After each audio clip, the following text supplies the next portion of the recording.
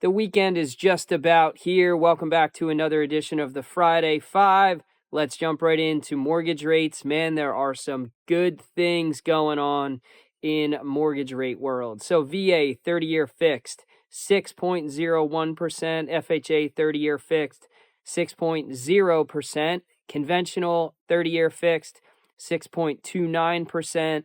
Conventional 15-year fixed, 5.72%, and then that conventional 7-year ARM, 5.65%. Rates have continued to improve, and even to the point where have a customer doing a 15-year refi right now, locking at 4.99. That's the first time I have locked a rate starting with a 4 in quite some time. And as far as we can tell, it seems like, I don't know, the economic conditions, the Fed, the inflation numbers, jobs reports, it feels like rates are going to stay in this range for some time period, and maybe even we'll see continued improvement. But time will tell. All right, number 2, here's a question that I'm getting a lot. Should I wait for lower rates before I refi? Isn't the Fed going to cut rates next week? So first, let's start with mortgage rates aren't determined by the Fed. So when a Fed cuts rates, that doesn't reduce 30-year fixed mortgage rates. It does affect credit cards, auto loans, home equity lines of credit, the rates tied to those, but not mortgage rates. Mortgage rates and mortgage prices are determined by mortgage-backed securities or mortgage bonds that are traded in a secondary market. And bond traders always focus on trying to read the tea leaves, be ahead of the market, and know where rates are heading. So they're oftentimes predicting what might happen a couple weeks or a couple months down the road. Back on August 22nd, the Fed basically telegraphed to the market that they were going to cut rates at their meeting in September. On August 22nd, the 10-year Treasury opened that day at 4.319%. So just over 4.3%. Today, September 12th, the 10-year Treasury is at 4.066%. So guess what the difference is between the rate on 10-year Treasury on August 22nd and September 12th? 0.253%, which is almost exactly 0.25%, which is what everyone expects the Fed to cut when they meet next week. So it sure looks like the market already priced in that 0.25% rate cut.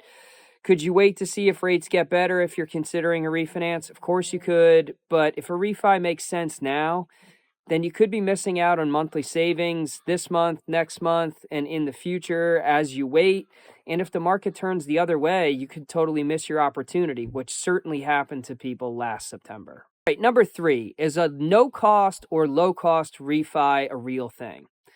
So the quick answer is yes. There are options for no-cost or low-cost refis. Typically, the closing costs on a refinance are maybe some lender fees, title insurance policy, and maybe some title fees and appraisal if one's needed, some recording fees typically. So those are kind of the general fees that you pay or costs that are incurred on a refinance.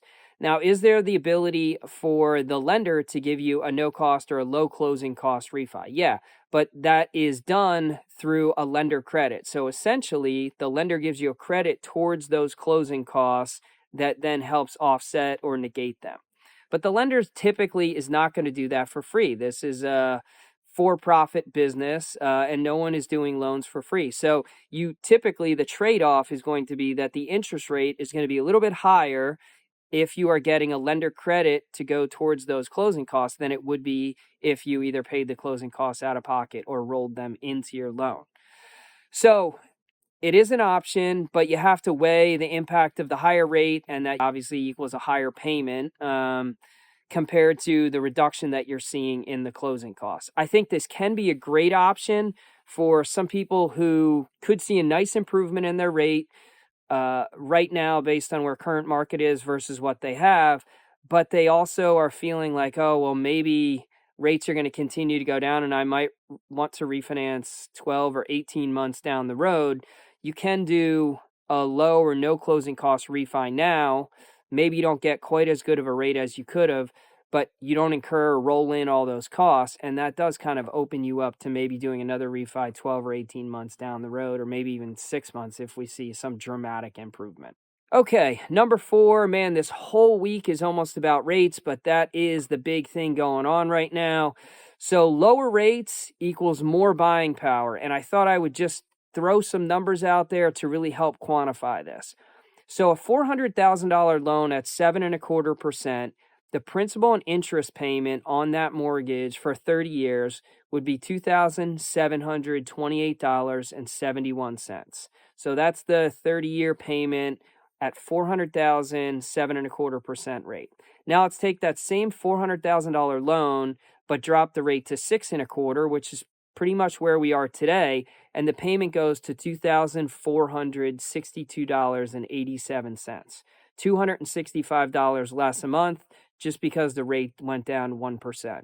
Now let's take that the other direction. Let's say we want to retain the same payment. How much more buying power does that give me? Well, a $443,000 loan at 6.25% principal and interest payment, $2,727.63. So very within about a buck of that $400,000 loan at 7.25. So the improvement in rates has created about $43,000 in extra buying power in that scenario that I just laid out. Or you could spend the same amount on the house or borrow the same amount, and you'd save about $265.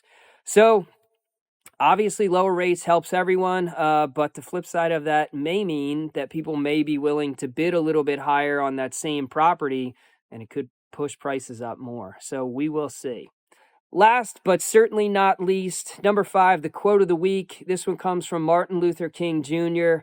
Life's most persistent and urgent question is, what are you doing for others? It's easy to get busy, be self-absorbed in life, and just be focusing on yourself or maybe just you and your family. But you don't want to miss the opportunities that come along to help others. Serving is such a blessing. People that do it, I think you get way more back than you put out in most instances. So look for those opportunities to serve others, and hope you have a great weekend. Thanks again for watching. If I can serve you in any way, please reach out.